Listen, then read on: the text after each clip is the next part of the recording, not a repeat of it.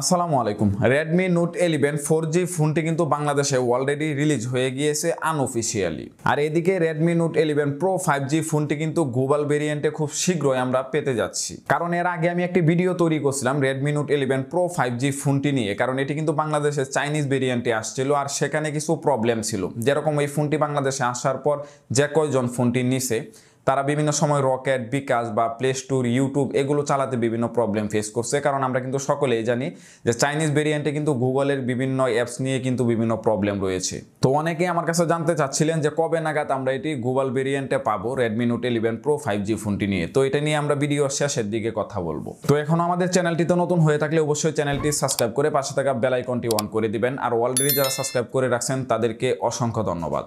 তো আমরা প্রথমে Redmi Note 11 4G ফোনটি বাংলাদেশে কি রকম প্রাইজের ভিতরে লঞ্চ হয়েছে এবং কনফিগারেশনে আমরা কি পাচ্ছি এটি নিয়ে আমরা আপাতত বিস্তারিত একটু কথা বলে নিই। এই ফোনটিতে ডিসপ্লে হিসাবে ইউজ করা হয়েছে 6.5 ইঞ্চির LCD 90Hz এর একটি ডিসপ্লে, যাতে চিপসেট হিসাবে ইউজ করা হয়েছে MediaTek Helio G88, যেটি একটি অক্টো-কোর প্রসেসর। জিপিইউ হিসাবে এই ফোনটিতে আমরা পেয়ে যাব Mali G52 MC2।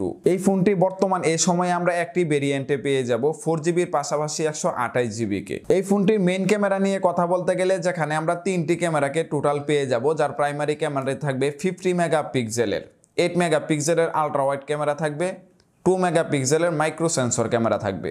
Front camera হিসাবে পেয়ে যাব 8 মেগাপিক্সেলের ক্যামেরা। ব্যাটারি হিসাবে এখানে ইউজ করা হয়েছে 5000 মিলিঅ্যাম্পের ব্যাটারি, যার সাথে থাকবে 18 ওয়াটের ফাস্ট চার্জার। আর এই ফোনটি বাংলাদেশে আনঅফিশিয়ালি প্রাইস হিসাবে তারা 19,000 টাকার কাছাকাছি রাখছে। 18 থেকে 19,000 টাকার ভিতরে কিন্তু আপনারা এই ফোনটিকে নিতে পারবেন। তবে এই ফোনটিকে আপনারা নিবেন নাকি নিবেন না সেটি আপনারা কিছুক্ষণ পরে ডিসাইড করতে পারবেন। কারণ এই ফোনটির কনফিগারেশন অনুযায়ী আমার কাছে যা মনে হয়েছে এই বাজেটের ভিতর, অর্থাৎ 18-19,000 টাকা বাজেটের ভিতর কিন্তু বাংলাদেশে অ্যাভেলেবেল কিছু ফোন রয়েছে যেগুলোর কনফিগারেশন এই ফোনটি থেকে যথেষ্ট ভালো। আপনার বাজেট যদি হয়ে থাকে 18 থেকে 19,000 বা 20,000 টাকার ভিতর, তাহলে চাইলে কিন্তু এর থেকে ভালো ফোন রিয়েলমির আছে বা শাওমিরও আরও কিছু ফোন আছে যেগুলো আপনাকে আরও ভালো প্রসেসর দিবে, ভালো ক্যামেরা দিবে 20,000 টাকা বাজেটের ভিতরেই।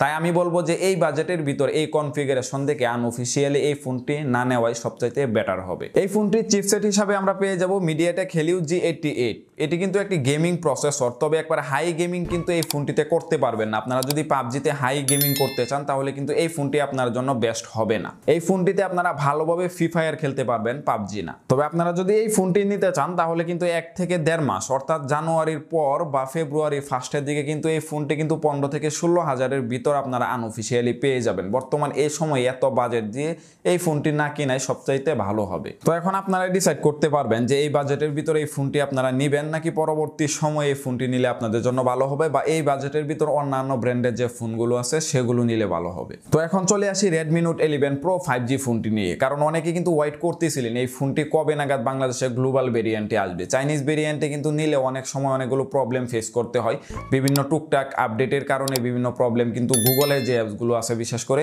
সেগুলোতে প্রবলেম হয়। তো অনেকে এটার জন্য ওয়েট করতেছিলেন যে কখন গ্লোবাল ভেরিয়েন্টে আসবে তখন কিনবেন। আমরা ভাবছিলাম হয়তো বা জানুয়ারির শেষের দিকে বা ফেব্রুয়ারিতে আমরা কনফার্ম গ্লোবাল ভেরিয়েন্টে এই ফোনটিকে পাবো, কিন্তু আমরা কিন্তু শীঘ্রই পেতে যাচ্ছি এই ফোনটিকে গ্লোবাল ভেরিয়েন্টে, অর্থাৎ জানুয়ারির 6 তারিখের দিকে ইন্ডিয়ার মার্কেটে কিন্তু এই ফোনটি গ্লোবাল ভেরিয়েন্টে চলে আসতেছে। তো ইন্ডিয়া যেহেতু জানুয়ারি 6 তারিখের দিকে এই ফোনটি চলে আসতেছে, তাহলে কিন্তু আমরা খুব শীঘ্রই বাংলাদেশে এই ফোনটিকে গ্লোবাল ভেরিয়েন্টে পেয়ে যাব। আপনারা হয়তোবা 10 থেকে 15 তারিখের ভিতর জানুয়ারির এই ফোনটি হয়তোবা বাংলাদেশে টুকটাক পেয়ে যাবেন।